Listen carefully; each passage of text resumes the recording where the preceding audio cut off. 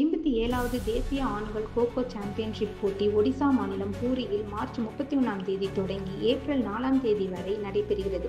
இந்நிலையில் மயிலாடுதுறை மாவட்ட cocoa association ஏற்று நடத்திய 6 நாள் பயிற்சி முகாமில் சென்னை, கோயம்புத்தூர், மயிலாடுதுறை உள்ளிட்ட பல்வேறு மாவட்டங்களைச் சேர்ந்த சர்வதேச வீரர்கள் 15 பேர் மற்றும் பயிற்சியாளர் வெங்கடேஷ் ஆகியோர் ஒடிசா மாநிலத்திற்கு ரயில் மூலம் சென்றனர். மேலும் தேசிய போட்டியில் பங்கேற்க புறப்பட்ட வீரர்களை மாவட்ட கோகோ அசோசியேஷன் தலைவர் ரஜினி உள்ளிட்டோர் வாழ்த்து தெரிவித்தனர். மயிலாடுதுறை மாவட்டம் வைத்தீஸ்வரன் கோவிலில் 1893ஆம் ஆண்டு தொடங்கப்பட்ட ஊராட்சி ஒன்றிய தொடக்கப்பள்ளி இயங்கி வருகிறது. 133 ஆண்டுகளை கடந்து செயல்பட்டு வரும் இப்பள்ளியில் 200க்கும் மேற்பட்ட மாணவ மாணவிகள் தமிழ் வழி மற்றும் ஆங்கில வழியில் கல்வி பயின்று வருகின்றனர்.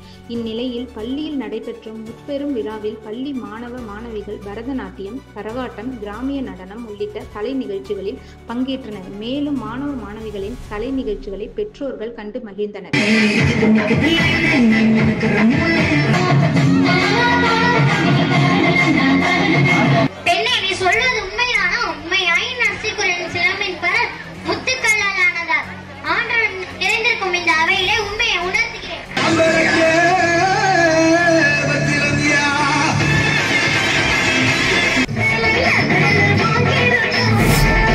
மயிலாடுதுறை மாவட்டம் திருக்கடையூர் தபால் நிலையம் எதிரே மத்திய அரசை கண்டித்து திமுக சார்பில் கண்டன ஆர்ப்பாட்டம் நடைபெற்றது.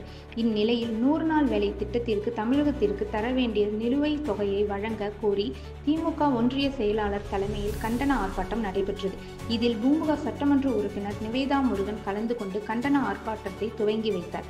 மேலும் இந்த ஆர்ப்பாட்டத்தில் மத்திய அரசை கண்டித்து 300க்கும் மேற்பட்ட பொதுமக்கள் மற்றும் திமுகவினர் கண்டன ஆர்ப்பாட்டத்தில் ஈடுபட்டனர்.